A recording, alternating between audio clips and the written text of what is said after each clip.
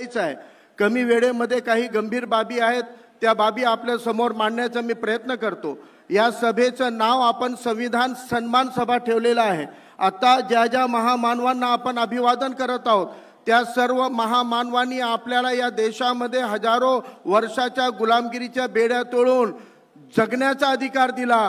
परंतु बाबासाहेबांच्या संघर्षाचं प्रतीक हे आहे की बाबासाहेब आंबेडकरांनी आपल्याला फक्त जगण्याचं नव्हे तर सन्मानानं जगण्याचा अधिकार दिला। हे बाबासाहेबांच्या कार्यकर्तृत्वाचं सर्वात उच्च टोक आहे।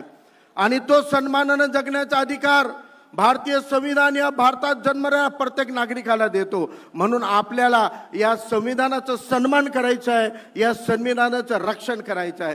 आज जेव्हा आपण संविधानाच्या बाबतीत बोलतो, इथं माझ्या एका सहकार्याने सांगितलं की हातामध्ये लाल डायरी नाचवणं म्हणजे संविधानाचा सन्मान नाही आहे। कारण आमचं संविधान हा संविधानाच्या मूल्यामध्ये आहे, संविधानाच्या पुस्तकामध्ये नाही।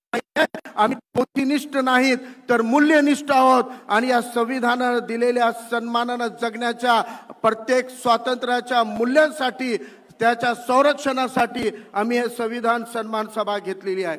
आज इथे सांगण्यात आलं मुस्लिम समाजाचं प्रतिनिधित्व वंचित बहुजन आघाडीमध्ये काम करणारा एक प्रतिनिधी म्हणून वंचित बहुजन आघाडीमध्ये मी काम करत आहे। आणि मुस्लिम समाजाशी निगडीत काही बाबी आज या राज्यामध्ये आपण बघत आहोत की जागोजागी मुसलमानांच्या मॉब लिंचिंग होत आहेत, मुस्लिमांच्या बाबतीमध्ये गैरसमज निर्माण करण्यात येत आहेत, मुस्लिमांच्या बाबतीमध्ये द्वेष पेरण्यात येत आहे। आता आज आपण छत्रपती शिवाजी महाराजांच्या नावाने असलेल्या या पार्कवर आहोत। या पार्कवर असताना मी इतिहासाची फक्त एक आठवण तुम्हाला करून देऊ पाहतो की या देशामध्ये मुसलमानांना सगळ्यात मोठा मिलन ठरवणाऱ्या RSSच्या मनुवाद्यांना, चड्डी गँगला मला सांगायचं आहे की जेव्हा छत्रपती शिवाजी महाराजांचा राज्य अभिषेक होत होता, त्या राज्य अभिषेकाला अडथळा आणणारा या देशातला कोणता मुसलमान नव्हता। आणि ते राज्य अभिषेक घडवताना छत्रपती शिवरायांच्या राज्याभिषेकामधला एक पात्र होता, त्या पात्राचं नाव होता गागा भट। एक असा भट ज्यांनी खोके घेऊन राज्याभिषेक केला होता।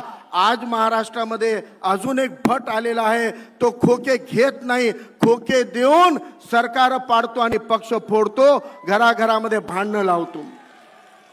छत्रपती शिवरायांच्या एकूण कारकिर्दीमध्ये स्वराज्याची संकल्पना आणि बाबासाहेबांच्या समतेची संकल्पना जोडल्यावर संविधान भेटतो। आणि संविधानाचा सन्मान करताना मुसलमानांच्या बाबतीमध्ये आज बोलताना हे चड्डी गँगचे लोक आता मुसलमान शब्द वापरत नाही आहेत, जेहादी म्हणतात। कोणत्याही मुसलमानाला संबोधित करताना जेहादी म्हणतात, गैरसमज निर्माण करतात। आजच्या या भटाचे 3 प्रवक्ते आहेत, एक टोपीचंद नावाचा आहे, तो का सांगतो की मुसलमानांसाठी भारत हा युद्धाची भूमी आहे, भारत ही युद्धाची भूमी आहे। तो सांगतोय की इस्लाम मध्ये याला दारुल हरब म्हणलेला आहे। मी त्या मूर्खाला सांगू पाहतोय की मुसलमानांच्या आणि इस्लामचा मूळ ग्रंथ कुराण आहे आणि कुराण मध्ये आणि पैगंबर साहेबांची जीवनी हदीस आहे। कुराण आणि हदीस मध्ये दारुल इस्लाम, दारुल हरब नावाची कोणतीही संकल्पना नाही। की पुढे 8व्या शतकामध्ये युरोपमध्ये इस्लामचा विस्तार होताना एक स्कूल ऑफ थॉट न काढलेला कन्सेप्ट आहे आणि तोही कन्सेप्ट या भारताच्या भूमीला दारुल हरब म्हणत नाही। दारुल इस्लाम कोणता देश ज्या देशामध्ये 100% शरीयत लागू अशा देशाला दारुल इस्लाम म्हणतात। आणि दारुल हरब असा देश ज्या देशात राहणाऱ्या मुसलमानांना जे फंडामेंटल प्रेयर आहेत, जे त्यांच्या उपासनेची पद्धत आहे ती करण्यापासून जर रोखल्या जात असेल तर त्या देशाला दारुल हरब म्हणतात। अरे चड्डी गँग वालो, या भारताच्या संविधानामध्ये विश्वरत्न डॉक्टर बाबासाहेब आंबेडकरांनी मुसलमानांनाच नव्हे तर सर्व धर्मीयांना त्यांच्या उपासनेचं पूर्ण स्वातंत्र्य दिलेलं आहे। म्हणून भारत भूमी दारुल इस्लाम नाही आणि दारुल हरब पण नाही. ही भारताची भूमी दारुल अमन आहे आणि म्हणून या देशाचं अमन कायम ठेवणे, शांती कायम ठेवणे, भाईचारा ठेवणे, सर्व धर्मियांशी चांगला संवाद ठेवणे ही जबाबदारी मुसलमान इथला निभावत आहे. आज इतके हल्ले होताना मुसलमान प्रतिकार करत नाही, प्रतिशोध घेत नाही. अशा परिस्थितीमध्ये मुसलमानांना बदनाम करण्यासाठी कट कारस्थान करत असतात. मी मुसलमानांना पाहतोय, कट लक्षात घ्या. काश्मीर मधल्या एका हजरत बल दर्गाच्या प्रार्थना स्थळावर अशोक स्तंभाच्या प्रतीकाची विटंबना झाली. त्या प्रकरणाची खोल माहिती घ्या बांधवांनो. त्या वक्फ बोर्डाचा चेअरमन होता तो बीजेपीचा होता. जाणीवपूर्वक अशा ठिकाणी ती पाठी लावली होती. पण तरी मला त्यांना सांगायचं आहे, अशोक स्तंभ हे काय रंगाबिलाचा फोटो नाही आहे. अशोक स्तंभ भारताचा प्रतीक आहे, राष्ट्राचा प्रतीक आहे आणि सम्राट अशोकाचा प्रतीक आहे. हजारो कोट्यवधी लोकांच्या आस्थेचं प्रतीक आहे. आणि कोणाची आस्था एक मुसलमान कधी दुखवू शकत नाही. इतरांच्या आस्थेचं संरक्षण हे आपल्या आस्थेचं संरक्षण हे शिकवणारा, इस्लाम मानणारा सच्चा मुसलमान विटंबना करू शकत नाही.